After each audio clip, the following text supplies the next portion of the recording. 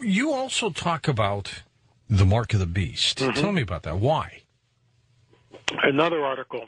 Amazing. I mean, this stuff comes in like every other day. I'm getting another piece of the puzzle, so to speak, that tightens it up.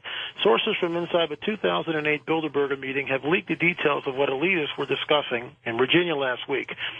And the talking points were ominous. A plan to microchip Americans under the pretext of fighting terrorist groups, which will be identified as blonde-haired, blue-eyed Westerners. So here's the deal. We know about Digital Angel, okay? Is that the mark of the beast right now? I would say no. It's not the mark of the beast. Could it be the mark of the beast later on? Yes. In my opinion, it could be. It fits the description where we're no only able to buy, sell, or trade. Remember, I mean, what's bizarre about this prophecy, this thing is 2,000 years old. It's so flippin' specific. And 100 years ago, you'd look at that. This is why people couldn't understand it. You know, and it says these books were closed until the end time. So what do you think the event will be, Lynn, to get us all chipped? I'm not going to do it. You're not going to do it. But they're going to try to chip us all. Yeah, they will. What will they say to trick us? Will they say terrorism, that we need to identify you so you're safe, you're protected, so you can buy, so you can get on a plane? We need to chip you. Is that what they're going to do? That's what this article talks about. It talks about blonde-haired, blue-eyed Westerners, you know, basically Al-Qaeda operatives. In Politics, Prophecy, and Supernatural, I outline a scenario which has been researched, and that is that we've got 2 to 20 suitcase nukes, they being Al-Qaeda, terrorists, Iranians, who knows. Between 2 and 20 suitcase nukes already in the country that's embedded. And when these things go off, it'll be a coordinated attack. At the same time they hit Israel, they'll hit us. Could be wrong in that. It's a scenario. But it's based on some pretty interesting, you know, facts and talking to other people and reading other resource material. They seem to be here. I remember a couple of Christmases ago, and some of your listeners might remember this. It was like 2 or 3 Christmases ago.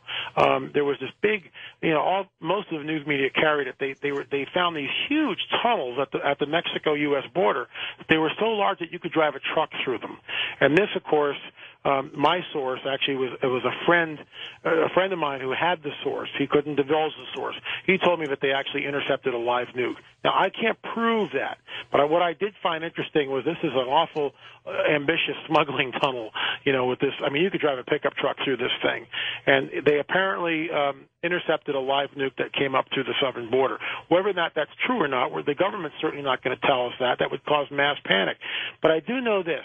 Some sort of an event like 20 Katrinas happening in this on U.S. soil, God forbid, 5 to 10 dirty bombs going off, people would line up and get chipped overnight because they would want their security. So, I mean, again, and here's the deal.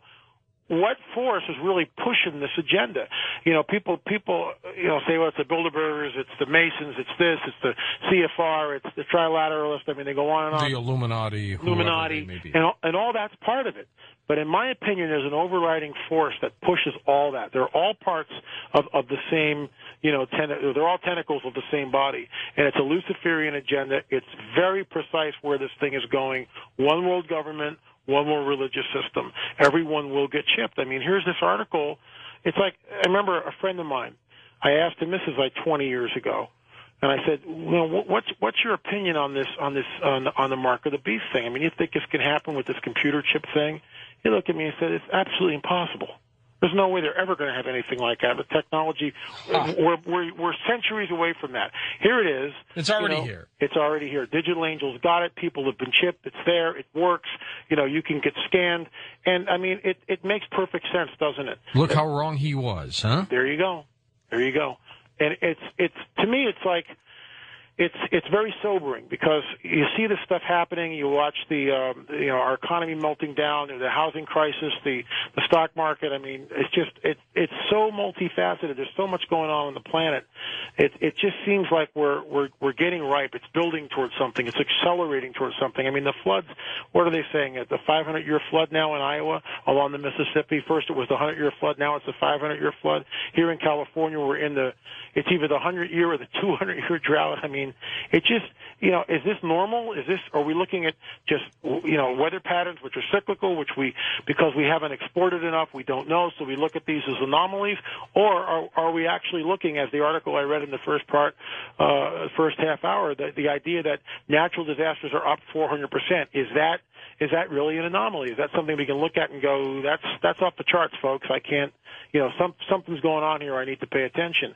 Does it coincide with these 1,000-year-old, texts, some of them which we've talked about tonight? In my opinion, it does. And this is why, thank you for having me on the show so I can at least give the information out and let people make up their own minds. You remember the movie Network? Howard Beale, played by Peter Finch.